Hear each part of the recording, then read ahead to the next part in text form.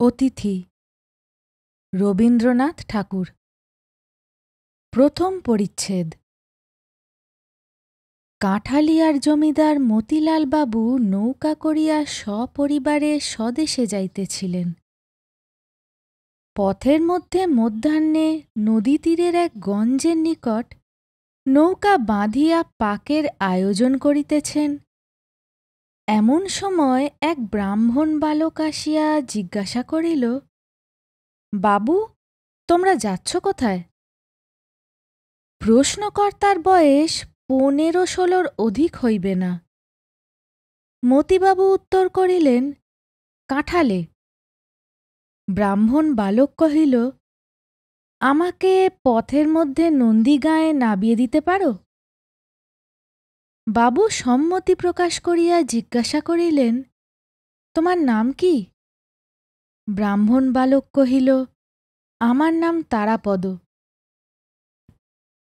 গৌরবর্ণ ছেলেটিকে বড় সুন্দর দেখিতে, বড় বড় চক্ষু এবং হাস্যময় ওষ্ঠাধরে একটি সুললিত সৌকুমার্য প্রকাশ পাইতেছে। পরিধানে একখানি মলিন ধুতি। অনাবৃত দেহখানি সর্বপ্রকার বাহুল্য বর্জিত। কোন শিল্পী যেন বহু যত্নে নিখুঁত নিটোল করিয়া গড়িয়া দিয়াছেন, যেন সে পূর্বজন্মে তাপস বালক ছিল এবং নির্মল তপস্যার প্রভাবে তাহার শরীর হইতে শরীরাংশ বহুল পরিমাণে ক্ষয় হইয়া একটি সম্মার্জিত ব্রাহ্মণশ্রী পরিস্ফুট হইয়া উঠিয়াছে। মতিলাল বাবু তাহাকে পরম স্নেহ ভরে কহিলেন, বাবা, তুমি স্নান করে এসো, এখানেই আহারাদি হবে। তারাপদ বলিল, রসুন, বলিয়া তৎক্ষণাৎ অসংকোচে রন্ধনের আয়োজনে যোগদান করিল। মতিলাল বাবুর চাকরটা ছিল হিন্দুস্থানি। মাছ কোটা প্রভৃতি কার্যে তাহার তেমন পটুতা ছিল না। তারাপদ তাহার কাজ নিজে লইয়া অল্পকালের মধ্যেই সুসম্পন্ন করিল এবং 2-1টা তরকারিও অভ্যস্ত নৈপুণ্যের সহিত রন্ধন করিয়া দিল। পাক কার্য শেষ হইলে তারাপদ নদীতে স্নান করিয়া বোঁচকা খুলিয়া একটি শুভ্র বস্ত্র পরিল। একটি ছোট কাঠের কাঁকই লইয়া মাথার বড় বড় চুল কপাল হইতে তুলিয়া গ্রীবার উপর ফেলিল এবং মার্জিত পৈতার গোচ্ছা বক্ষে বিলম্বিত করিয়া নৌকায় মতিবাবুর নিকট গিয়া উপস্থিত হইল। মতিবাবু তাহাকে নৌকার ভিতরে লইয়া গেলেন। সেখানে মতিবাবু স্ত্রী এবং তাহার নবমবর্ষীয়া এক কন্যা বসিয়াছিলেন। মতিবাবু স্ত্রী অন্নপূর্ণা এই সুন্দর বালকটিকে দেখিয়া স্নেহে উচ্ছ্বসিত হইয়া উঠিলেন। মনে মনে কহিলেন, আহা, কাহার বাছা, কোথা হইতে আসিয়াছে! ইহার মা ইহাকে ছাড়িয়া কেমন করিয়া প্রাণ ধরিয়া আছে। যথাসময়ে মতিবাবু এবং এই ছেলেটির জন্য পাশাপাশি 2খানি আসন পড়িল। ছেলেটি তেমন ভোজনপটু নহে। অন্নপূর্ণা তাহার স্বল্প আহার দেখিয়া মনে করিলেন সে লজ্জা করিতেছে। তাহাকে এটা ওটা খাইতে বিস্তর অনুরোধ করিলেন। কিন্তু যখন সে আহার হইতে নিরস্ত হইল, তখন সে কোনো অনুরোধ মানিল না। দেখা গেল ছেলেটি সম্পূর্ণ নিজের ইচ্ছা অনুসারে কাজ করে, অথচ এমন সহজে করে যে তাহাতে কোনো প্রকার জেদ বা গোঁ প্রকাশ পায় না। তাহার ব্যবহারে লজ্জার লক্ষণও লেশমাত্র দেখা গেল না। সকলের আহারাদির পরে অন্নপূর্ণা তাহাকে কাছে বসাইয়া প্রশ্ন করিয়া তাহার ইতিহাস জানিতে প্রবৃত্ত হইলেন। বিস্তারিত বিবরণ কিছুই সংগ্রহ হইল না। মোট কথা এইটুকু জানা গেল, ছেলেটি ৭-৮ বৎসর বয়সেই স্বেচ্ছাক্রমে ঘর ছাড়িয়া পলাইয়া আসিয়াছে। অন্নপূর্ণা প্রশ্ন করিলেন, তোমার মা নাই? তারাপদ কহিল, আছেন। অন্নপূর্ণা জিজ্ঞাসা করিলেন, তিনি তোমাকে ভালোবাসেন না? তারাপদ এই প্রশ্ন অত্যন্ত অদ্ভুত জ্ঞান করিয়া হাসিয়া উঠিয়া কহিল, কেন বাসবেন না? অন্নপূর্ণা প্রশ্ন করিলেন, তবে তুমি তাকে ছেড়ে এলে যে? তারাপদ কহিল, তার আরও ৪টি ছেলে এবং ৩টি মেয়ে আছে। অন্নপূর্ণা বালকের এই অদ্ভুত উত্তরে ব্যথিত হইয়া কহিলেন, ও মা, সে কি কথা? ৫টি আঙুল আছে বলে কি একটি আঙুল ত্যাগ করা যায়? তারাপদর বয়স অল্প, তাহার ইতিহাসও সেই পরিমাণে সংক্ষিপ্ত, কিন্তু ছেলেটি সম্পূর্ণ নূতনতর। সে তাহার পিতামাতার চতুর্থ পুত্র, শৈশবেই পিতৃহীন হয়। বহু সন্তানের ঘরেও তারাপদ সকলের অত্যন্ত আদরের ছিল। মা, ভাই, বোন এবং পাড়ার সকলেরই নিকট হইতে সে অজস্র স্নেহ লাভ করিত। এমনকি গুরুমহাশয়ও তাহাকে মারিত না। মারিলেও বালকের আত্মীয়, পর সকলেই তাহাতে বেদনা বোধ করিত। এমন অবস্থায় তাহার গৃহত্যাগ করিবার কোনোই কারণ ছিল না।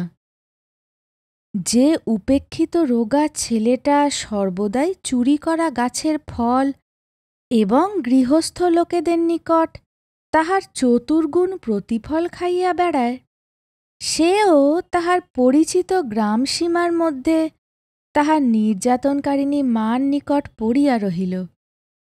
আর সমস্ত গ্রামের এই আদরের ছেলে একটা বিদেশী যাত্রার দলের সহিত মিলিয়া অকাতর চিত্তে গ্রাম ছাড়িয়া পলায়ন করিল। সকলে খোঁজ করিয়া তাহাকে গ্রামে ফিরাইয়া আনিল। তাহার মা তাহাকে বক্ষে চাপিয়া ধরিয়া অশ্রুজলে আর্দ্র করিয়া দিল। তাহার বোনরা কাঁদিতে লাগিল। তাহার বড় ভাই পুরুষ অভিভাবকের কঠিন কর্তব্য পালন উপলক্ষে তাহাকে মৃদুরকম শাসন করিবার চেষ্টা করিয়া অবশেষে অনুতপ্ত চিত্তে বিস্তর প্রশ্রয় এবং পুরস্কার দিল। পাড়ার মেয়েরা তাহাকে ঘরে ঘরে ডাকিয়া প্রচুরতর আদর এবং বহুতর প্রলোভনে বাধ্য করিতে চেষ্টা করিল। কিন্তু বন্ধন, এমনকি স্নেহবন্ধনও তাহা সহিল না। তাহার জন্ম নক্ষত্র তাহাকে গৃহহীন করিয়া দিয়াছে। সে যখনই দেখিত নদী দিয়া বিদেশী নৌকা গুণ টানিয়া চলিয়াছে, গ্রামের বৃহৎ অশ্বত্থ গাছের তলে কোন দূর দেশ হইতে এক সন্ন্যাসী আসিয়া আশ্রয় লইয়াছে, অথবা বেদেরা নদী তীরের পতিত মাঠে ছোট ছোট চাটাই বাঁধিয়া বাঁখারি ছুলিয়া চাঙারি নির্মাণ করিতে বসিয়াছে, তখন অজ্ঞাত বহিঃপৃথিবীর স্নেহহীন স্বাধীনতার জন্য তাহার চিত্ত অশান্ত হইয়া উঠিত। উপরি উপরি ২-৩ বার পলায়নের পর তাহার আত্মীয়বর্গ এবং গ্রামের লোক তাহার আশা পরিত্যাগ করিল। প্রথম সে একটা যাত্রার দলের সঙ্গ লইয়াছিল। অধিকারী যখন তাহাকে পুত্র নির্বিশেষে স্নেহ করিতে লাগিল এবং দলস্থ ছোট বড় সকলেরই যখন সে প্রিয়পাত্র হইয়া উঠিল, এমনকি যে বাড়িতে যাত্রা হইত সে বাড়ির অধ্যক্ষগণ, বিশেষত পুরো মহিলাবর্গ, যখন বিশেষরূপে তাহাকে আহ্বান করিয়া সমাদর করিতে লাগিল, তখন একদিন সে কাহাকেও কিছু না বলিয়া কোথায় নিরুদ্দেশ হইয়া গেল, তাহার আর সন্ধান পাওয়া গেল না। তারাপদ হরিণ শিশুর মতো বন্ধন ভীরু, আবার হরিণেরই মতো সঙ্গীতমুগ্ধ। যাত্রার গানেই তাকে প্রথম ঘর হইতে বিবাগী করিয়া দেয়। গানের সুরে তাহার সমস্ত শিরার মধ্যে অনুকম্পন এবং গানের তালে তাহার সর্বাঙ্গে আন্দোলন উপস্থিত হইত। যখন সে নিতান্ত শিশু ছিল তখনও সঙ্গীত সভায় সে যেরূপ সংযত গম্ভীর বয়স্কভাবে আত্মবিস্মৃত হইয়া বসিয়া বসিয়া দুলিত, দেখিয়া প্রবীণ লোকের হাস্য সম্বরণ করা দুঃসাধ্য হইত। কেবল সঙ্গীত কেন, গাছের ঘন পল্লবের উপর যখন শ্রাবণের বৃষ্টিধারা পড়িত, আকাশে মেঘ ডাকিত, অরণ্যের ভিতর মাতৃহীন দৈত্য শিশুর ন্যায় বাতাস ক্রন্দন করিতে থাকিত, তখন তাহার চিত্ত যেন উচ্ছৃঙ্খল হইয়া উঠিত। নিস্তব্ধ দ্বিপ্রহরে বহু দূর আকাশ হইতে চিলের ডাক, বর্ষার সন্ধ্যায় ভেকের কলরব, গভীর রাত্রে শৃগালের চিৎকার ধ্বনি সকলই তাহাকে উতলা করিত। এই সঙ্গীতের মোহে আকৃষ্ট হইয়া সে অনতিবিলম্বে এক পাঁচালীর দলের মধ্যে গিয়া প্রবিষ্ট হইল। দলাধ্যক্ষ তাহাকে পরম যত্নে গান শিখাইতে এবং পাঁচালী মুখস্থ করাইতে প্রবৃত্ত হইল এবং তাহাকে আপন বক্ষ পিঞ্জরের পাখির মতো প্রিয় জ্ঞান করিয়া স্নেহ করিতে লাগিল। পাখি কিছু কিছু গান শিখিল এবং একদিন প্রত্যুষে উড়িয়া চলিয়া গেল। শেষবারে সে এক জিমন্যাস্টিকের দলে জুটিয়াছিল। জ্যৈষ্ঠ মাসের শেষ ভাগ হইতে আষাঢ় মাসের অবসান পর্যন্ত এ অঞ্চলে স্থানে স্থানে পর্যায়ক্রমে বারোয়ারি মেলা হইতে থাকে। তদুপলক্ষে ২-৩ দল যাত্রা পাঁচালী, কবি, নর্তকী এবং নানাবিধ দোকান নৌকাযোগে ছোট ছোট নদী উপনদী দিয়া এক মেলা অন্তে অন্য মেলায় ঘুরিয়া বেড়ায়। গত বৎসর হইতে কলিকাতার এক ক্ষুদ্র জিমন্যাস্টিকের দল এই পর্যটনশীল মেলায় আমোদচক্রের মধ্যে যোগ দিয়াছিল। তারাপদ প্রথমত নৌকারোহী দোকানির সহিত মিশিয়া মেলায় পানের খিলি বিক্রয়ের ভার লইয়াছিল। পরে তাহার স্বাভাবিক কৌতূহলবশত এই জিমন্যাস্টিকের ছেলেদের আশ্চর্য ব্যায়াম নৈপুণ্যে আকৃষ্ট হইয়া এই দলে প্রবেশ করিয়াছিল। তারাপদ নিজে নিজে অভ্যাস করিয়া ভালো বাঁশি বাজাইতে শিখিয়াছিল। জিমন্যাস্টিকের সময় তাহাকে দ্রুত তালে লখনৌ ঠুংরি সুরে বাঁশি বাজাইতে হইত। এই তাহার একমাত্র কাজ ছিল। এই দল হইতেই তাহার শেষ পলায়ন। সে শুনিয়াছিল নন্দীগ্রামের জমিদার বাবুরা মহা সমারোহে এক শখের যাত্রা খুলিতেছেন। শুনিয়া সে তাহার ক্ষুদ্র বোঁচকাঠি লইয়া নন্দীগ্রামে যাত্রার আয়োজন করিতেছিল।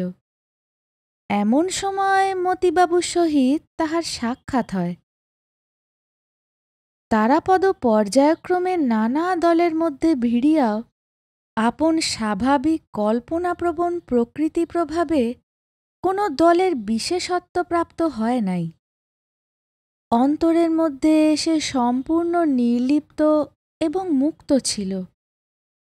সংসারে অনেক কুৎসিত কথা সে সর্বদা শুনিয়াছে এবং অনেক কদর্য দৃশ্য তাহার দৃষ্টিগোচর হইয়াছে, কিন্তু তাহা তাহার মনের মধ্যে সঞ্চিত হইবার তিলমাত্র অবসরপ্রাপ্ত হয় নাই। এ ছেলেটির কিছুতেই খেয়াল ছিল না। অন্যান্য বন্ধনের ন্যায় কোনো প্রকার অভ্যাসবন্ধনও তাহার মনকে বাধ্য করিতে পারে নাই। সে এই সংসারের পঙ্কিল জলের উপর দিয়া শুভ্রপক্ষ রাজহংসের মতো সাঁতার দিয়া বেড়াইত।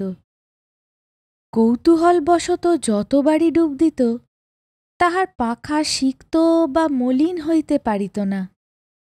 এই জন্য এই গৃহত্যাগী ছেলেটির মুখে একটি শুভ্র স্বাভাবিক তারুণ্য অম্লানভাবে প্রকাশ পাইত। তাহার সেই মুখশ্রী দেখিয়া প্রবীণ বিষয়ী মতিলালবাবু তাহাকে বিনা প্রশ্নে বিনা সন্দেহে পরম আদরে আহ্বান করিয়া লইয়াছিলেন। দ্বিতীয় পরিচ্ছেদ। আহারান্তে নৌকা ছাড়িয়া দিল। অন্নপূর্ণা পরম স্নেহে এই ব্রাহ্মণ বালককে তাহার ঘরের কথা, তাহার আত্মীয় পরিজনের সংবাদ জিজ্ঞাসা করিতে লাগিলেন। তারাপদ অত্যন্ত সংক্ষেপে তাহার উত্তর দিয়া বাহিরে আসিয়া পরিত্রাণ লাভ করিল। বাহিরে বর্ষার নদী পরিপূর্ণতার শেষ রেখা পর্যন্ত ভরিয়া উঠিয়া আপন আত্মহারা উদ্দাম চাঞ্চল্যে প্রকৃতিমাতাকে যেন উদ্বিগ্ন করিয়া তুলিয়াছিল। মেঘ নির্মুক্ত রৌদ্রে নদীতীরে অর্ধনিমগ্ন কাশ তৃণশ্রেণী এবং তাহার ঊর্ধ্বে সরস সঘন ইক্ষুক্ষেত্র এবং তাহার পরপ্রান্তে দূর দিগন্তচুম্বিত নীলাঞ্জনবর্ণ বনরেখা সমস্তই যেন কোন এক রূপকথার সোনার কাঠির স্পর্শে সদ্যোজাগ্রত নবীন সৌন্দর্যের মতো নির্বাক নীলাকাশের মুগ্ধ দৃষ্টির সম্মুখে পরিস্ফুট হইয়া উঠিয়াছিল।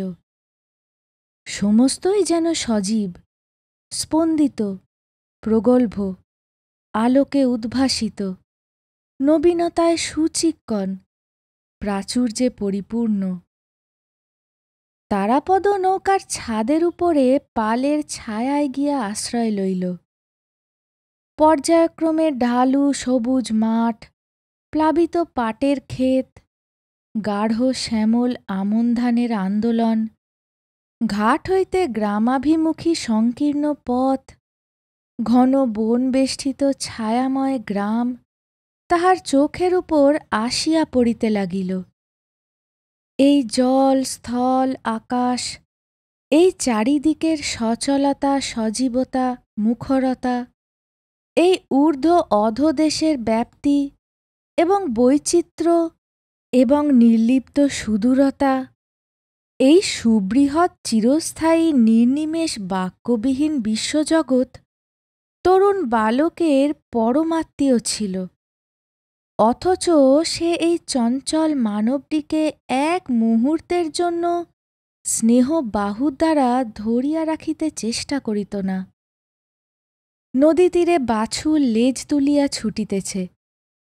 গ্রাম্য টাট্টু ঘোড়া সম্মুখের দুই দড়ি বাঁধা পা লইয়া লাফ দিয়া দিয়া ঘাস খাইয়া বেড়াইতেছে। মাছরাঙা জেলেদের জাল বাঁধিবার বংশদণ্ডের উপর হইতে ঝপ করিয়া সবেগে জলের মধ্যে ঝাঁপাইয়া মাছ ধরিতেছে। ছেলেরা জলের মধ্যে পড়িয়া মাতামাতি করিতেছে। মেয়েরা উচ্চকণ্ঠে সহাস্য গল্প করিতে করিতে আবক্ষ জলে বসনাঞ্চল প্রসারিত করিয়া দুই হস্তে তাহা মার্জন করিয়া লইতেছে। কোমর বাঁধা মেছুনীরা চুপড়ি লইয়া জেলেদের নিকট হইতে মাছ কিনিতেছে। এ সমস্তই সে চিরনূতন অশ্রান্ত কৌতূহলের সহিত বসিয়া বসিয়া দেখে। কিছুতেই তাহার দৃষ্টির পিপাসা নিবৃত্ত হয় না। নৌকার ছাতের উপরে গিয়া তারাপদ ক্রমশ দাঁড়ি মাঝিদের সঙ্গে গল্প জুড়িয়া দিল। মাঝে মাঝে আবশ্যক মতে মাল্লাদের হাত হইতে লগি লইয়া নিজেই ঠেলিতে প্রবৃত্ত হইল। মাঝির যখন তামাক খাইবার আবশ্যক, তখন সে নিজে গিয়া হাল ধরিল। যখন যেদিকে পাল ফিরানো আবশ্যক, সমস্ত সে দক্ষতার সহিত সম্পন্ন করিয়া দিল। সন্ধ্যার প্রাক্কালে অন্নপূর্ণা তারাপদকে জিজ্ঞাসা করিলেন, রাত্রে তুমি কি খাও? তারাপদ কহিল, যা পাই তাই খাই, সকল দিন খাইও না। এই সুন্দর ব্রাহ্মণ বালকটির আতিথ্য গ্রহণে ঔদাসীন্য অন্নপূর্ণাকে ঈষৎ পীড়া দিতে লাগিল। তাহার বড় ইচ্ছা খাওয়াইয়া পড়াইয়া এই গৃহচ্যুত পান্থ বালকটিকে পরিতৃপ্ত করিয়া দেন। কিন্তু কিসে যে তাহার পরিতোষ হইবে তাহার কোনো সন্ধান পাইলেন না। অন্নপূর্ণা চাকরদের ডাকিয়া গ্রাম হইতে দুধ মিষ্টান্ন প্রভৃতি ক্রয় করিয়া আনিবার জন্য ধুমধাম বাধাইয়া দিলেন। তারাপদ যথা পরিমাণে আহার করিল, কিন্তু দুধ খাইল না। মৌন স্বভাব মতিলাল বাবুও তাহাকে দুধ খাইবার জন্য অনুরোধ করিলেন। সে সংক্ষেপে বলিল, আমার ভালো লাগে না। নদীর উপর ২-৩ দিন গেল। তারাপদ রাঁধা বাড়া বাজার করা হইতে নৌকা চালনা পর্যন্ত সকল কাজেই স্বেচ্ছা এবং তৎপরতার সহিত যোগ দিল। যে কোনো দৃশ্য তাহার চোখের সম্মুখে আসে, তাহার প্রতি তারাপদর সকৌতূহল দৃষ্টি ধাবিত হয়।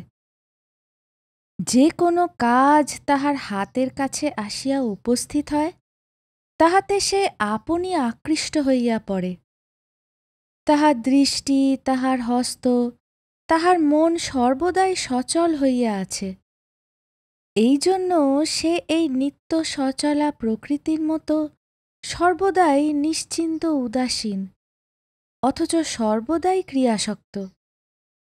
মানুষ মাত্রেরই নিজের একটি স্বতন্ত্র অধিষ্ঠানভূমি আছে, কিন্তু তারাপদ এই অনন্ত নীলাম্বরবাহী বিশ্বপ্রবাহের একটি আনন্দোজ্জ্বল তরঙ্গ। ভূত ভবিষ্যতের সহিত তাহার কোনো বন্ধন নাই। সম্মুখাভিমুখে চলিয়া যাওয়াই তাহার একমাত্র কার্য। এদিকে অনেকদিন নানা সম্প্রদায়ের সহিত যোগ দিয়া অনেক প্রকার মনোরঞ্জনী বিদ্যা তাহার আয়ত্ত হইয়াছিল। কোনো প্রকার চিন্তার দ্বারা আচ্ছন্ন না থাকাতে তাহার নির্মল স্মৃতিপটে সকল জিনিস আশ্চর্য সহজে মুদ্রিত হইয়া যাইত। পাঁচালী, কথকতা, কীর্তন গান, যাত্রাভিনয়ের সুদীর্ঘ খণ্ড সকল তাহার কণ্ঠাগ্রে ছিল। মতিলালবাবু চিরপ্রথামত একদিন সন্ধ্যাবেলায় তাহার স্ত্রী কন্যাকে রামায়ণ পড়িয়া শুনাইতেছিলেন। কুশলবের কথার সূচনা হইতেছে এমন সময় তারাপদ উৎসাহ সম্বরণ করিতে না পারিয়া নৌকার ছাদের উপর হইতে নামিয়া আসিয়া কহিল, বই রাখুন, আমি কুশলবের গান করি, আপনারা শুনে যান। এই বলিয়া সে কুশলবের পাঁচালী আরম্ভ করিয়া দিল। বাঁশির মতো সুমিষ্ট পরিপূর্ণ স্বরে দাশুরায়ের অনুপ্রাস ক্ষিপ্র বেগে বর্ষণ করিয়া চলিল।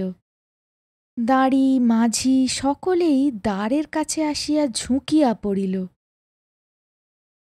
হাস্য, করুণা এবং সঙ্গীতে সেই নদীতীরের সন্ধ্যাকাশে এক অপূর্ব রসস্রোত প্রবাহিত হইতে লাগিল। দুই নিস্তব্ধ তটভূমি কুতূহলী হইয়া উঠিল। পাশ দিয়া যে সকল নৌকা চলিতেছিল, তাহাদের আরোহীগণ ক্ষণকালের জন্য উৎকণ্ঠিত হইয়া সেই দিকে কান দিয়া রহিল। যখন শেষ হইয়া গেল, সকলেই ব্যথিত চিত্তে দীর্ঘ নিঃশ্বাস ফেলিয়া ভাবিল, ইহারই মধ্যে শেষ হইল কেন? সজল নয়না অন্নপূর্ণার ইচ্ছা করিতে লাগিল ছেলেটিকে কোলে বসাইয়া বক্ষে চাপিয়া তাহার মস্তক আঘ্রাণ করেন। মতিলালবাবু ভাবিতে লাগিলেন, এই ছেলেটিকে যদি কোনো মতে কাছে রাখিতে পারি তবে পুত্রের অভাব পূর্ণ হয়। কেবল ক্ষুদ্র বালিকা চারুশশীর অন্তঃকরণ ঈর্ষা ও বিদ্বেষে পরিপূর্ণ হইয়া উঠিল। তৃতীয় পরিচ্ছেদ। চারুশশী তাহার পিতামাতার একমাত্র সন্তান। তাহাদের পিতৃমাতৃ স্নেহের একমাত্র অধিকারিণী। তাহার খেয়াল এবং জেদের অন্ত ছিল না। খাওয়া, কাপড় পরা, চুল বাঁধা সম্বন্ধে তাহার নিজের স্বাধীন মত ছিল, কিন্তু সে মতের কিছুমাত্র স্থিরতা ছিল না। যেদিন কোথাও নিমন্ত্রণ থাকিত, সেদিন তাহার মায়ের ভয় হইত, পাছে মেয়েটি সাজসজ্জা সম্বন্ধে একটা অসম্ভব জেদ ধরিয়া বসে।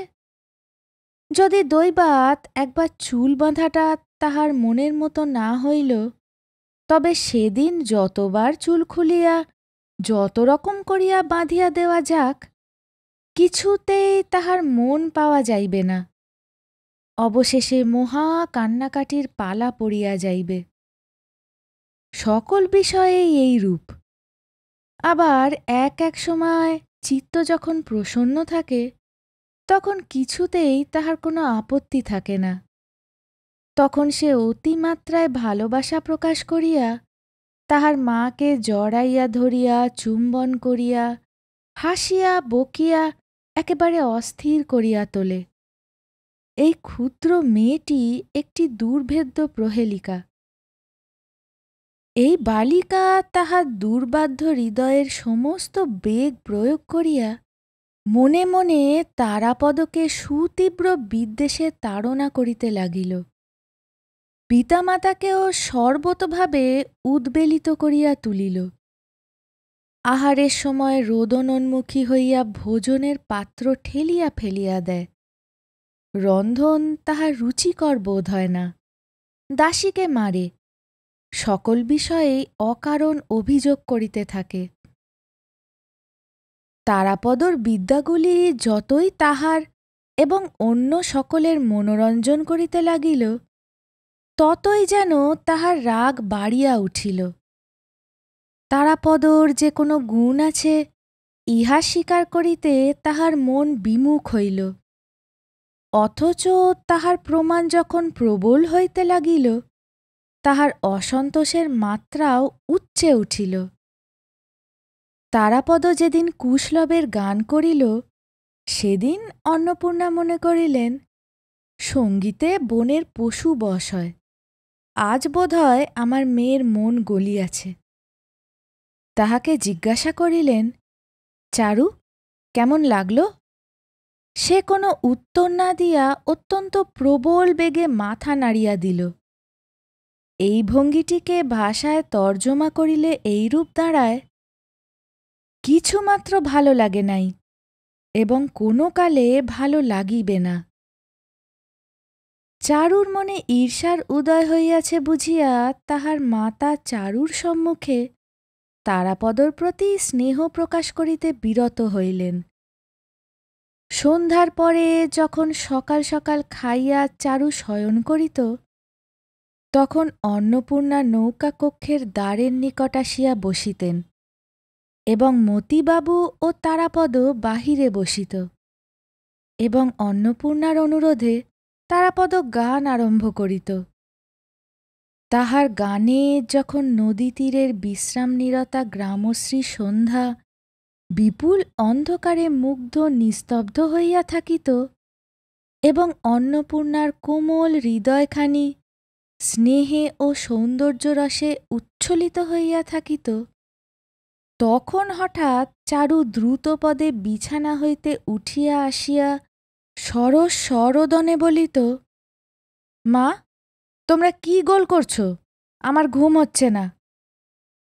পিতামাতা তাহাকে একলা ঘুমাইতে পাঠাইয়া তারাপদকে ঘিরিয়া সঙ্গীত উপভোগ করিতেছেন, ইহা তাহার একান্ত অসহ্য হইয়া উঠিত।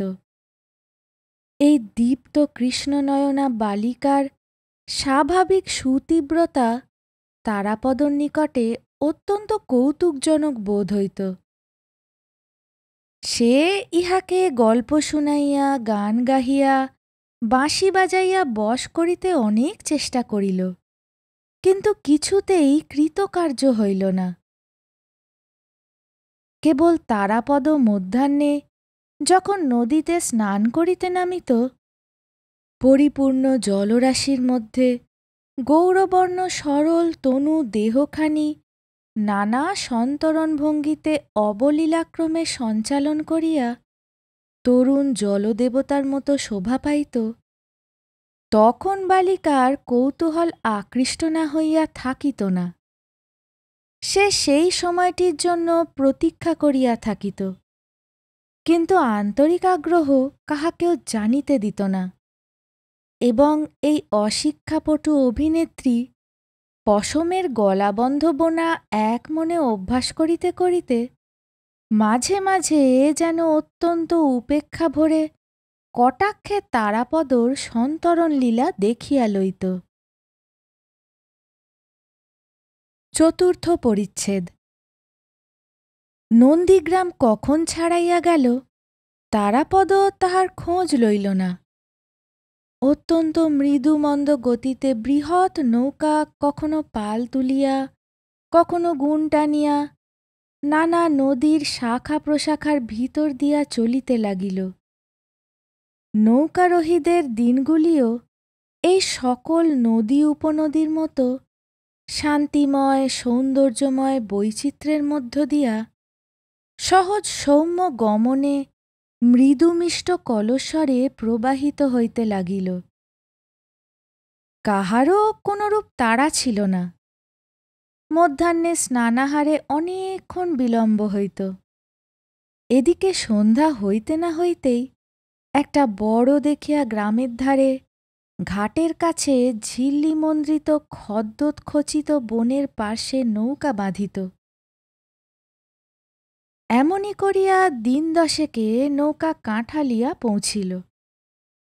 জমিদারের আগমনে বাড়ি হইতে পালকি এবং টাট্টু ঘোড়ার সমাগম হইল, এবং বাঁশের লাঠি হস্তে পাইক বড়কন্দাজের দল ঘন ঘন বন্দুকের ফাঁকা আওয়াজে গ্রামের উৎকণ্ঠিত কাক সমাজকে যৎপরণাস্তি মুখর করিয়া তুলিল।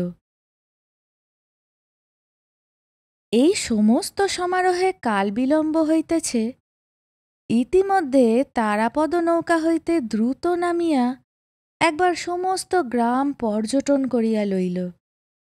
কাহাকেও দাদা, কাহাকেও খুড়া, কাহাকেও দিদি, কাহাকেও মাসি বলিয়া ২-৩ ঘণ্টার মধ্যে সমস্ত গ্রামের সহিত সৌহার্দ্য বন্ধন স্থাপিত করিয়া লইল। কোথাও তাহার প্রকৃত কোনো বন্ধন ছিল না বলিয়াই এই বালক আশ্চর্য সত্বর ও সহজে সকলেরই সহিত পরিচয় করিয়া লইতে পারিত। তারাপদ দেখিতে দেখিতে অল্পদিনের মধ্যেই গ্রামের সমস্ত হৃদয় অধিকার করিয়া লইল। এত সহজে হৃদয় হরণ করিবার কারণ এই, তারাপদ সকলেরই সঙ্গে তাহাদের নিজের মতো হইয়া স্বভাবতই যোগ দিতে পারিত। সে কোনো প্রকার বিশেষ সংস্কারের দ্বারা বদ্ধ ছিল না, অথচ সকল অবস্থা সকল কাজের প্রতি তাহার এক প্রকার সহজ প্রবণতা ছিল। বালকের কাছে সে সম্পূর্ণ স্বাভাবিক বালক, অথচ তাহাদের হইতে শ্রেষ্ঠ ও স্বতন্ত্র। বৃদ্ধের কাছে সে বালক নহে, অথচ জ্যাঠাও নহে। রাখালের সঙ্গে সে রাখাল, অথচ ব্রাহ্মণ। সকলের সকল কাজেই সে চিরকালের সহযোগীর ন্যায় অভ্যস্তভাবে হস্তক্ষেপ করে। ময়রার দোকানে গল্প করিতে করিতে ময়রা বলে, দাদা ঠাকুর, একটু বসো তো ভাই, আমি আসছি। তারাপদ অম্লান বদনে দোকানে বসিয়া একখানা শাল পাতা লইয়া সন্দেশের মাছি তাড়াইতে প্রবৃত্ত হয়। ভিয়ান করিতেও সে মজবুত। তাঁতের রহস্য তাহার কিছু কিছু জানা আছে। কুমোরের চক্রচালনও তাহার সম্পূর্ণ অজ্ঞাত নহে। তারাপদ সমস্ত গ্রামটি আয়ত্ত করিয়া লইল। কেবল গ্রামবাসিনী একটি বালিকার ঈর্ষা সে এখনো জয় করিতে পারিল না। এই বালিকাটি তারাপদর সুদূরে নির্বাসন তীব্রভাবে কামনা করিতেছে জানিয়াই বোধ করি তারাপদ এই গ্রামে এতদিন আবদ্ধ হইয়া রহিল। কিন্তু বালিকাবস্থাতেও নারীদের অন্তর্রহস্য ভেদ করা সুকঠিন। চারুশশী তাহার প্রমাণ দিল।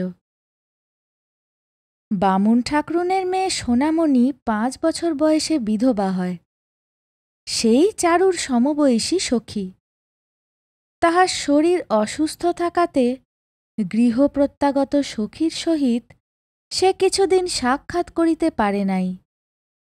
সুস্থ হইয়া যেদিন দেখা করিতে আসিল, সেদিন প্রায় বিনা কারণেই 2 সখীর মধ্যে একটু মনোবিচ্ছেদ ঘটিবার উপক্রম হইল। চারু অত্যন্ত ফাঁদিয়া গল্প আরম্ভ করিয়াছিল। সে ভাবিয়াছিল, তারাপদ নামক তাহাদের নবার্জিত পরম রত্নটির আহরণ কাহিনী সবিস্তারে বর্ণনা করিয়া সে তাহার সখীর কৌতূহল এবং বিস্ময় সপ্তমে চড়াইয়া দিবে। কিন্তু যখন সে শুনিল তারাপদ সোনামণির নিকট কিছুমাত্র অপরিচিত নহে, বামুন ঠাকরুনকে সে মাসি বলে এবং সোনামণি তাহাকে দাদা বলিয়া থাকে। যখন শুনিল তারাপদ কেবল যে বাঁশিতে কীর্তনে সুর বাজাইয়া মাতা ও কন্যার মনোরঞ্জন করিয়াছে তাহা নহে, সোনামণির অনুরোধে তাহাকে স্বহস্তে একটি বাঁশের বাঁশি বানাইয়া দিয়াছে, তাহাকে কতদিন উচ্চ শাখা হইতে ফল ও কণ্টক শাখা হইতে ফুল পাড়িয়া দিয়াছে, তখন চারুর অন্তঃকরণে যেন তপ্ত শেল বিঁধিতে লাগিল। চারু জানিত তারাপদ বিশেষরূপে তাহাদেরই তারাপদ, অত্যন্ত গোপনে সংরক্ষণীয়। ইতর সাধারণে তাহার একটু আধটু আভাস মাত্র পাইবে, অথচ কোনো মতে নাগাল পাইবে না। দূর হইতে তাহার রূপে গুণে মুগ্ধ হইবে এবং চারুশশীদের ধন্যবাদ দিতে থাকিবে। এই আশ্চর্য দুর্লভ দৈবলব্ধ ব্রাহ্মণ বালকটি সোনামণির কাছে কেন এত সহজগম্য হইল? আমরা যদি এত যত্ন করিয়া না আনিতাম, এত যত্ন করিয়া না রাখিতাম, তাহা হইলে সোনামণিরা তাহার দর্শন পাইত কোথা হইতে? সোনামণির দাদা শুনিয়া সর্বশরীর জ্বলিয়া যায়। যে তারাপদকে চারু মনে মনে বিদ্বেষরে জর্জর করিতে চেষ্টা করিয়াছে, তাহারই একাধিকার লইয়া এমন প্রবল উদ্বেগ কেন, বুঝিবে কাহার সাধ্য? সেই দিনই অপর একটা তুচ্ছ সূত্রে সোনামণির সহিত চারুর মর্মান্তিক আড়ি হইয়া গেল এবং সে তারাপদর ঘরে গিয়া তাহার শখের বাঁশিটি বাহির করিয়া তাহার উপর লাফাইয়া মারাইয়া নির্দয়ভাবে ভাঙিতে লাগিল। চারু যখন প্রচণ্ড আবেগে এই বংশীধ্বংসকার্যে নিযুক্ত আছে, এমন সময় তারাপদ আসিয়া ঘরে প্রবেশ করিল। সে বালিকার এই প্রলয় মূর্তি দেখিয়া আশ্চর্য হইয়া গেল। কহিল, চারু, আমার বাঁশিটা ভাঙছ কেন? চারু রক্তনেত্রে রক্তিম মুখে বেশ করছি, খুব করছি বলিয়া আরও 2-4 বিদীর্ণ বাঁশির উপর অনাবশ্যক পদাঘাত করিয়া উচ্ছ্বসিত কণ্ঠে কাঁদিয়া ঘর হইতে বাহির হইয়া গেল। তারাপদ বাঁশিটা তুলিয়া উল্টিয়া পাল্টিয়া দেখিল, তাহাতে আর পদার্থ নাই। অকারণে তাহার পুরাতন নিরপরাধ বাঁশিটার এই আকস্মিক দুর্গতি দেখিয়া সে আর হাস্য সম্বরণ করিতে পারিল না। চারুশশী প্রতিদিনই তাহার পক্ষে পরম কৌতূহলের বিষয় হইয়া উঠিল। তাহার আর একটি কৌতূহলের ক্ষেত্র ছিল, মতিলাল বাবুদের লাইব্রেরিতে ইংরাজি ছবির বইগুলি। বাহিরের সংসারের সহিত তাহার যথেষ্ট পরিচয় হইয়াছে, কিন্তু এই ছবির জগতে সে কিছুতেই ভালো করিয়া প্রবেশ করিতে পারে না। কল্পনার দ্বারা আপনার মনে অনেকটা পূরণ করিয়া লইত, কিন্তু তাহাতে মন কিছুতেই তৃপ্তি মানিত না। ছবির বহির প্রতি তারাপদর এই আগ্রহ দেখিয়া একদিন মতিলালবাবু বলিলেন, ইংরেজি শিখবে? তাহলে সমস্ত ছবির মানে বুঝতে পারবে। তারাপদ তৎক্ষণাৎ বলিল, শিখব। মতিবাবু খুব খুশি হইয়া গ্রামের এন্ট্রেন্স স্কুলের হেডমাস্টার রামরতনবাবুকে প্রতিদিন সন্ধ্যাবেলায় এই বালকের ইংরাজি অধ্যাপন কার্যে নিযুক্ত করিয়া দিলেন। পঞ্চম পরিচ্ছেদ। তারাপদ তাহার প্রখর স্মরণশক্তি এবং অখণ্ড মনোযোগ লইয়া ইংরাজি শিক্ষায় প্রবৃত্ত হইল। সে যেন এক নূতন দুর্গম রাজ্যের মধ্যে ভ্রমণে বাহির হইল। পুরাতন সংসারের সহিত কোনো সম্পর্ক রাখিল না। পাড়ার লোকেরা আর তাহাকে দেখিতে পাইল না। যখন সে সন্ধ্যার পূর্বে নির্জন নদী তীরে দ্রুত বেগে পদচারণা করিতে করিতে পড়া মুখস্থ করিত, তখন তাহার উপাসক বালক সম্প্রদায় দূর হইতে ক্ষুণ্ণচিত্তে সসম্ভ্রমে তাহাকে নিরীক্ষণ করিত। তাহার পাঠে ব্যাঘাত করিতে সাহস করিত না। চারুও আজকাল তাহাকে বড় একটা দেখিতে পাইত না। পূর্বে তারাপদ অন্তঃপুরে গিয়া অন্নপূর্ণা স্নেহদৃষ্টির সম্মুখে বসিয়া আহার করিত, কিন্তু তদুপলক্ষে প্রায়ই মাঝে মাঝে কিছু বিলম্ব হইয়া যাইত বলিয়া সে মতিবাবুকে অনুরোধ করিয়া বাহিরে আহারের বন্দোবস্ত করিয়া লইল।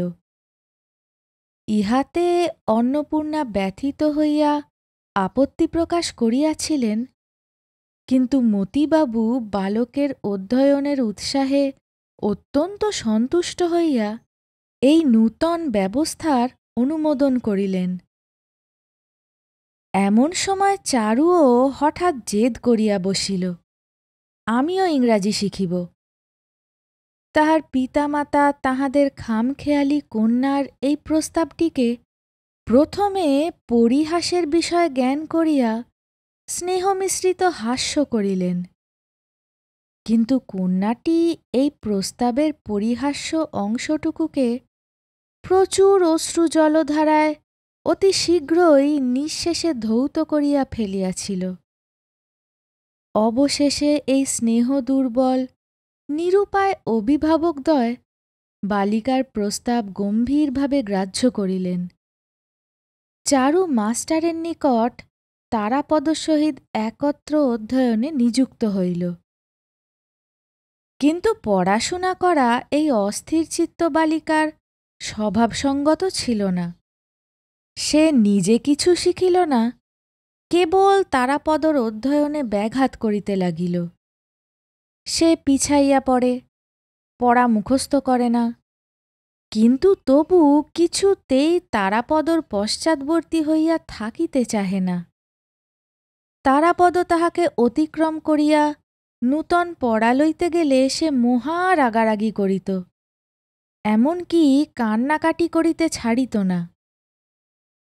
তারাপদ পুরাতন বই শেষ করিয়া নূতন বই কিনিলে তাহাকেও সেই নূতন বই কিনিয়া দিতে হইত। তারাপদ অবসরের সময় নিজে ঘরে বসিয়া লিখিত এবং পড়া মুখস্থ করিত। ইহা সেই ঈর্ষাপরায়ণা কন্যাটির সহ্য হইত না। সে গোপনে তাহার লেখা খাতায় কালি ঢালিয়া আসিত, কলম চুরি করিয়া রাখিত, এমনকি বইয়ের যেখানে অভ্যাস করিবার সেই অংশটি ছিঁড়িয়া আসিত। তারাপদ এই বালিকার অনেক দৌরাত্ম্য সকৌতুকে সহ্য করিত, অসহ্য হইলে মারিত, কিন্তু কিছুতেই শাসন করিতে পারিত না। দৈবাৎ একটা উপায় বাহির হইল। একদিন বড় বিরক্ত হইয়া নিরুপায় তারাপদ তাহার মসি বিলুপ্ত লেখা খাতা ছিন্ন করিয়া ফেলিয়া গম্ভীর বিষণ্ণ মুখে বসিয়াছিল। চারু দ্বারের কাছে আসিয়া মনে করিল আজ মার খাইবে, কিন্তু তাহার প্রত্যাশা পূর্ণ হইল না। তারাপদ একটি কথা মাত্র না কহিয়া চুপ করিয়া বসিয়া রহিল।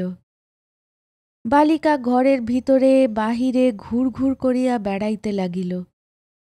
বারংবার এত কাছে ধরা দিল যে তারাপদ ইচ্ছা করিলে অনায়াসেই তাহার পৃষ্ঠে এক চপেটাঘাত বসাইয়া দিতে পারিত, কিন্তু সে তাহা না দিয়া গম্ভীর হইয়া রহিল। বালিকা মহা মুশকিলে পড়িল। কেমন করিয়া ক্ষমা প্রার্থনা করিতে হয় সে বিদ্যা তাহার কোনো কালেই অভ্যাস ছিল না, অথচ অনুতপ্ত ক্ষুদ্র হৃদয়টি তাহার সহপাঠীর ক্ষমা লাভের জন্য একান্ত কাতর হইয়া উঠিল। অবশেষে কোনো উপায় না দেখিয়া ছিন্ন খাতার এক টুকরা লইয়া তারাপদর নিকটে বসিয়া খুব বড় বড় করিয়া লিখিল, আমি আর কখনো খাতায় কালি মাখাব না। লেখা শেষ করিয়া সেই লেখার প্রতি তারাপদর মনোযোগ আকর্ষণের জন্য অনেক প্রকার চাঞ্চল্য প্রকাশ করিতে লাগিল। দেখিয়া তারাপদ হাস্য সম্বরণ করিতে পারিল না, হাসিয়া উঠিল। তখন বালিকা লজ্জায় ক্রোধে ক্ষিপ্ত হইয়া উঠিয়া ঘর হইতে দ্রুত বেগে ছুটিয়া বাহির হইয়া গেল। যে কাগজের টুকরায় সে স্বহস্তে দীনতা প্রকাশ করিয়াছে সেটা অনন্ত কাল এবং অনন্ত জগৎ হইতে সম্পূর্ণ লোপ করিতে পারিলে তবে তাহার হৃদয়ের নিদারুণ ক্ষোভ মিটিতে পারিত।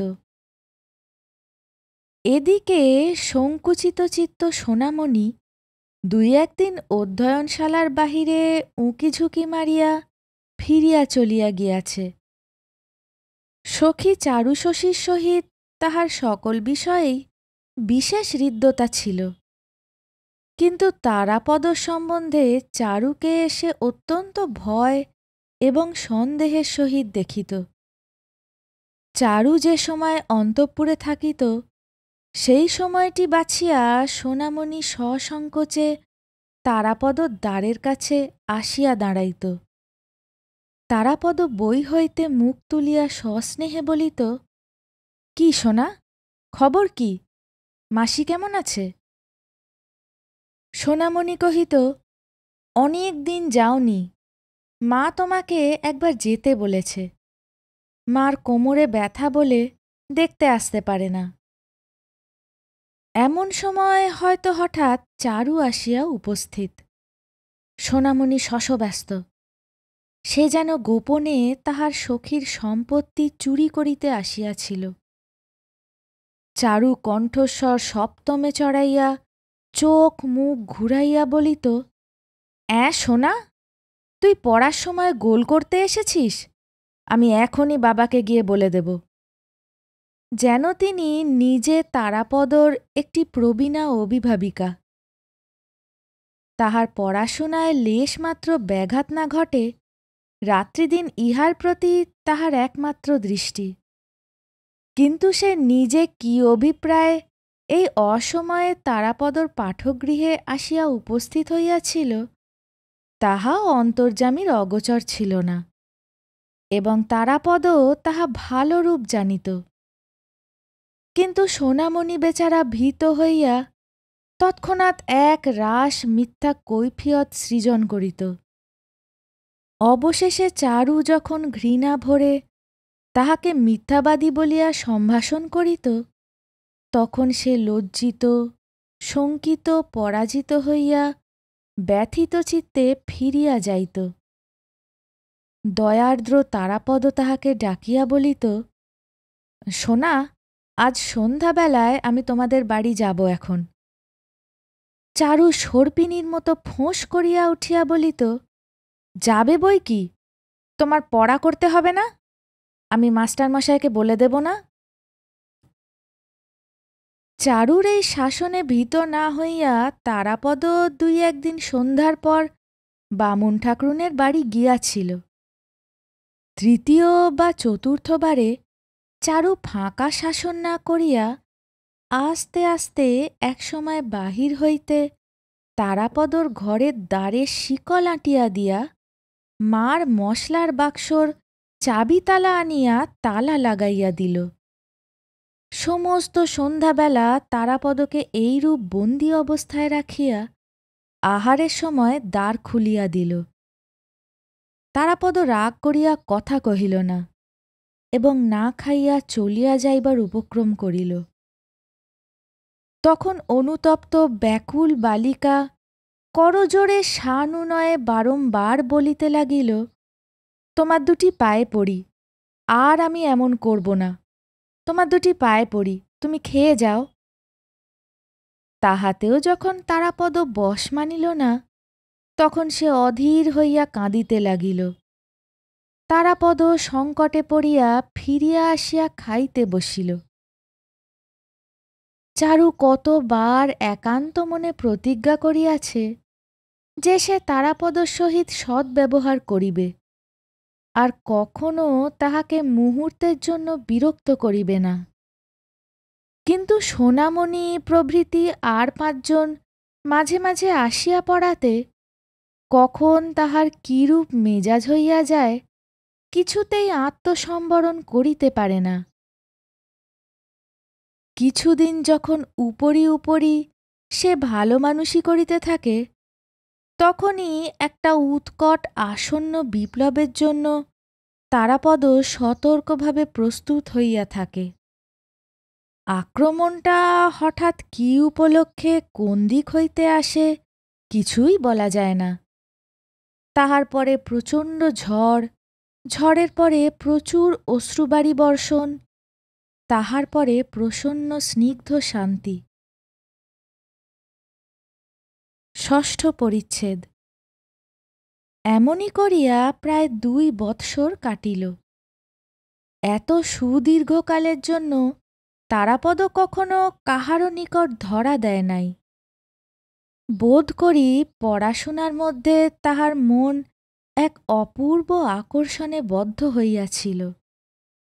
বোধ করি বয়োবৃদ্ধি সহকারে তাহার প্রকৃতির পরিবর্তন আরম্ভ হইয়াছিল এবং স্থায়ী হইয়া বসিয়া সংসারের সুখ স্বচ্ছন্দতা ভোগ করিবার দিকে তাহার মন পড়িয়াছিল। বোধ করি তাহার সহপাঠিকা বালিকার নিয়ত দৌরাত্ম্যচঞ্চল সৌন্দর্য অলক্ষিতভাবে তাহার হৃদয়ের উপর বন্ধন বিস্তার করিতেছিল। এদিকে চারুর বয়স ১১ উত্তীর্ণ হইয়া যায়। মতিবাবু সন্ধান করিয়া তাহার মেয়ের বিবাহের জন্য ২-৩টি ভালো ভালো সম্বন্ধ আনাইলেন। কন্যার বিবাহ বয়স উপস্থিত হইয়াছে জানিয়া মতিবাবু তাহার ইংরাজি পড়া ও বাহিরে যাওয়া নিষেধ করিয়া দিলেন। এই আকস্মিক অবরোধে চারু ঘরের মধ্যে ভারী একটা আন্দোলন উপস্থিত করিল। তখন একদিন অন্নপূর্ণা মতিবাবুকে ডাকিয়া কহিলেন, পাত্রের জন্য তুমি অত খোঁজ করে বেড়াচ্ছ কেন? তারাপদ ছেলেটি তো বেশ, আর তোমার মেয়েরও ওকে পছন্দ হয়েছে। শুনিয়া মতিবাবু বিস্ময় প্রকাশ করিলেন। কহিলেন, সেও কি কখনো হয়? তারাপদর কুলশীল কিছুই জানা নেই। আমার একটি মাত্র মেয়ে, আমি ভালো ঘরে দিতে চাই। একদিন রায়ডাঙ্গার বাবুদের বাড়ি হইতে মেয়ে দেখিতে আসিল। চারুকে বেশভূষা পরাইয়া বাহির করিবার চেষ্টা করা হইল। সে শোবার ঘরের দ্বার রুদ্ধ করিয়া বসিয়া রহিল, কিছুতেই বাহির হইল না। মতিবাবু ঘরের বাহির হইতে অনেক অনুনয় করিলেন, ভৎসনা করিলেন, কিছুতেই কিছু ফল হইল না। অবশেষে বাহিরে আসিয়া রায়ডাঙ্গার দূতবর্গের নিকট মিথ্যা করিয়া বলিতে হইল, কন্যার হঠাৎ অত্যন্ত অসুখ করিয়াছে, আজ আর দেখানো হইবে না। তাহারা ভাবিল, মেয়ের বুঝি কোনো একটা দোষ আছে, তাই এইরূপ চাতুরী অবলম্বন করা হইল।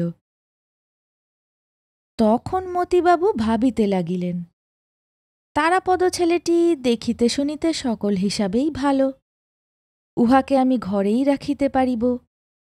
তাহা হইলে আমার একমাত্র মেয়েটিকে পরের বাড়ি পাঠাইতে হইবে না। ইহাও চিন্তা করিয়া দেখিলেন, তাহার অশান্ত অবাধ্য মেয়েটির দুরন্তপনা তাহাদের স্নেহের চক্ষে যতই মার্জনীয় বোধ হোক, শ্বশুরবাড়িতে কেহ সহ্য করিবে না। তখন স্ত্রী পুরুষে অনেক আলোচনা করিয়া তারাপদর দেশে তাহার কৌলিক সংবাদ সন্ধান করিবার জন্য লোক পাঠাইলেন। খবর আসিল যে বংশ ভালো, কিন্তু দরিদ্র। তখন মতিবাবু ছেলের মা এবং ভাইয়ের নিকট বিবাহের প্রস্তাব পাঠাইলেন। তাহারা আনন্দে উচ্ছ্বসিত হইয়া সম্মতি দিতে মুহূর্তমাত্র বিলম্ব করিলেন না।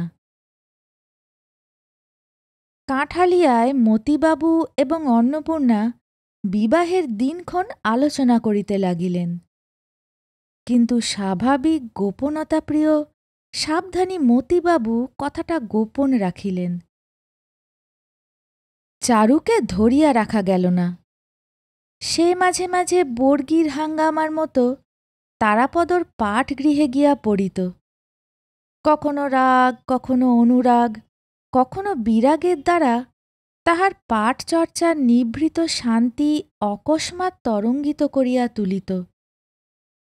তাহাতে আজকাল এই নির্লিপ্ত মুক্ত স্বভাব ব্রাহ্মণ বালকের চিত্তে মাঝে মাঝে ক্ষণকালের জন্য বিদ্যুৎ স্পন্দনের ন্যায় এক অপূর্ব চাঞ্চল্য সঞ্চার হইত। যে ব্যক্তির লঘুভার চিত্ত চিরকাল অক্ষুণ্ণ অব্যাহতভাবে কালস্রোতের তরঙ্গচূড়ায় ভাসমান হইয়া সম্মুখে প্রবাহিত হইয়া যাইত, সে আজকাল একবার অন্যমনস্ক হইয়া বিচিত্র দিবাস্বপ্নজালের মধ্যে জড়ীভূত হইয়া পড়ে। একদিন পড়াশোনা ছাড়িয়া দিয়া সে মতিবাবুর লাইব্রেরির মধ্যে প্রবেশ করিয়া ছবির বইয়ের পাতা উল্টাইতে থাকিত। সেই ছবিগুলির মিশ্রণে যে কল্পনালোক সৃজিত হইত, তাহা পূর্বেকার হইতে অনেক স্বতন্ত্র এবং অধিকতর রঙিন।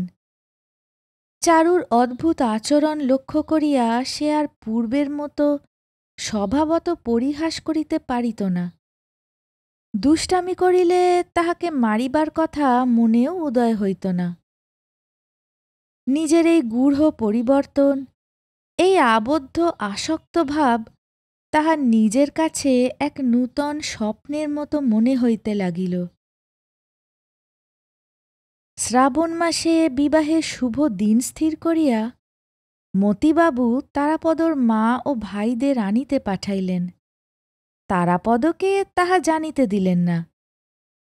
কলিকাতার মুক্তারকে গড়ের বাদ্য বায়না দিতে আদেশ করিলেন এবং জিনিসপত্রের ফর্দ পাঠাইয়া দিলেন। আকাশে নববর্ষার মেঘ উঠিল। গ্রামের নদী এতদিন শুষ্ক প্রায় হইয়াছিল। মাঝে মাঝে কেবল একটা ডোবায় জল বাঁধিয়া থাকিত। ছোট ছোট নৌকা সেই পঙ্কিল জলে ডোবানো ছিল এবং শুষ্ক নদীপথে গরুর গাড়ি চলাচলের সুগভীর চক্রচিহ্ন খোদিত হইতেছিল। এমন সময় একদিন পিতৃগৃহ প্রত্যাগত পার্বতীর মতো কোথা হইতে দ্রুতগামিনী জলধারা কলহাস্য সহকারে গ্রামের শূন্য বক্ষে আসিয়া সমাগত হইল। উলঙ্গ বালক বালিকারা তীরে আসিয়া উচ্চস্বরে নৃত্য করিতে লাগিল। অতৃপ্ত আনন্দে বারংবার জলে ঝাঁপ দিয়া দিয়া নদীকে যেন আলিঙ্গন করিয়া ধরিতে লাগিল। কুটিরবাসিনীরা তাহাদের চিরপরিচিত প্রিয় সঙ্গিনীকে দেখিবার জন্য বাহির হইয়া আসিল। শুষ্ক নির্জীব গ্রামের মধ্যে কোথা হইতে এক প্রবল বিপুল প্রাণহিল্লোল আসিয়া প্রবেশ করিল। দেশ বিদেশ হইতে বোঝাই হইয়া ছোট বড় নানা আয়তনের নৌকা আসিতে লাগিল। বাজারের ঘাট সন্ধ্যাবেলায় বিদেশী মাঝির সঙ্গীতে ধ্বনিত হইয়া উঠিল। দুই তীরের গ্রামগুলি সম্বৎসর আপনার নিভৃত কোণে আপনার ক্ষুদ্র ঘরকন্যা লইয়া একাকিনী দিন যাপন করিতে থাকে। বর্ষার সময় বাহিরের বৃহৎ পৃথিবী বিচিত্র পণ্যপহার লইয়া গৈরিকবর্ণ জলরথে চড়িয়া এই গ্রাম্য কন্যাগুলির তত্ত্ব লইতে আসে। তখন জগতের সঙ্গে আত্মীয়তা গর্বে কিছুদিনের জন্য তাহাদের ক্ষুদ্রতা ঘুচিয়া যায়। সমস্তই সচল সজাগ সজীব হইয়া ওঠে এবং মৌন নিস্তব্ধ দেশের মধ্যে সুদূর রাজ্যের কলালাভধ্বনি আসিয়া চারিদিকের আকাশকে আন্দোলিত করিয়া তুলে। এই সময়ে কুড়ুলকাটার নাগবাবুদের এলাকায় বিখ্যাত রথযাত্রার মেলা হইবে। জ্যোৎস্না সন্ধ্যায় তারাপদ ঘাটে গিয়া দেখিল, কোন নৌকায় নাগরদোলা, কোন নৌকা যাত্রার দল, কোন নৌকা পণ্যদ্রব্য লইয়া প্রবল নবীন স্রোতের মুখে দ্রুত বেগে মেলা অভিমুখে চলিয়াছে। কলিকাতার কনসার্টের দল বিপুল শব্দে দ্রুততালের বাজনা জুড়িয়া দিয়াছে। যাত্রার দল বেহালার সঙ্গে গান গাহিতেছে এবং সমের কাছে হা হা হা শব্দে চিৎকার উঠিতেছে। পশ্চিম দেশীয় নৌকার দাঁড়িমাল্লাগুলো কেবলমাত্র মাদল এবং করতাল লইয়া উন্মত্ত উৎসাহে বিনা সঙ্গীতে খচমচ শব্দে আকাশ বিদীর্ণ করিতেছে। উদ্দীপনার সীমা নাই। দেখিতে দেখিতে পূর্ব দিগন্ত হইতে ঘন মেঘরাশি প্রকাণ্ড কালো পাল তুলিয়া দিয়া আকাশের মাঝখানে উঠিয়া পড়িল। চাঁদ আচ্ছন্ন হইল। পূবে বাতাস বেগে বহিতে লাগিল। মেঘের পশ্চাতে মেঘ ছুটিয়া চলিল। নদীর জল খলখল হাস্যে স্ফীত হইয়া উঠিতে লাগিল। নদী তীরবর্তী আন্দোলিত বনশ্রেণীর মধ্যে অন্ধকার পুঞ্জীভূত হইয়া উঠিল। ভেগ ডাকিতে আরম্ভ করিল। ঝিল্লির ধ্বনি যেন করাত দিয়া অন্ধকারকে চিরিতে লাগিল। সম্মুখে আজ যেন সমস্ত জগতের রথযাত্রা। চাকা ঘুরিতেছে, ধ্বজা উড়িতেছে, পৃথিবী কাঁপিতেছে, মেঘ উড়িয়াছে, বাতাস ছুটিয়াছে, নদী বহিয়াছে, নৌকা চলিয়াছে, গান উঠিয়াছে। দেখিতে দেখিতে গুরু গুরু শব্দে মেঘ ডাকিয়া উঠিল। বিদ্যুৎ আকাশকে কাটিয়া কাটিয়া ঝলসিয়া উঠিল। সুদূর অন্ধকার হইতে একটা মুষল ধারাবর্ষী বৃষ্টির গন্ধ আসিতে লাগিল। কেবল নদীর এক তীরে এক পার্শ্বে কাঁঠালিয়া গ্রাম আপন কুটির দ্বার বন্ধ করিয়া দীপ নিবাইয়া দিয়া নিঃশব্দে ঘুমাইতে লাগিল। পরদিন তারাপদর মাতা ও ভ্রাতাগণ কাঁঠালিয়া আসিয়া অবতরণ করিলেন। পরদিন কলিকাতা হইতে বিবিধ সামগ্রীপূর্ণ ৩খানা বড় নৌকা আসিয়া কাঁঠালিয়ার জমিদারি কাছারির ঘাটে লাগিল এবং পরদিন অতি প্রাতে সোনামণি কাগজে কিঞ্চিৎ আমসত্ত্ব এবং পাতার ঠোঙায় কিঞ্চিৎ আচার লইয়া ভয়ে ভয়ে তারাপদর পাঠগৃহদ্বারে আসিয়া নিঃশব্দে দাঁড়াইল। কিন্তু পরদিন তারাপদকে দেখা গেল না। স্নেহ প্রেম বন্ধুত্বের ষড়যন্ত্রবন্ধন তাহাকে চারিদিক হইতে সম্পূর্ণরূপে ঘিরিবার পূর্বেই সমস্ত গ্রামের হৃদয়খানি চুরি করিয়া একদা বর্ষার মেঘান্ধকার রাত্রে এই ব্রাহ্মণ বালক আসক্তিবিহীন উদাসীন জননী বিশ্ব পৃথিবীর নিকট চলিয়া গিয়াছে।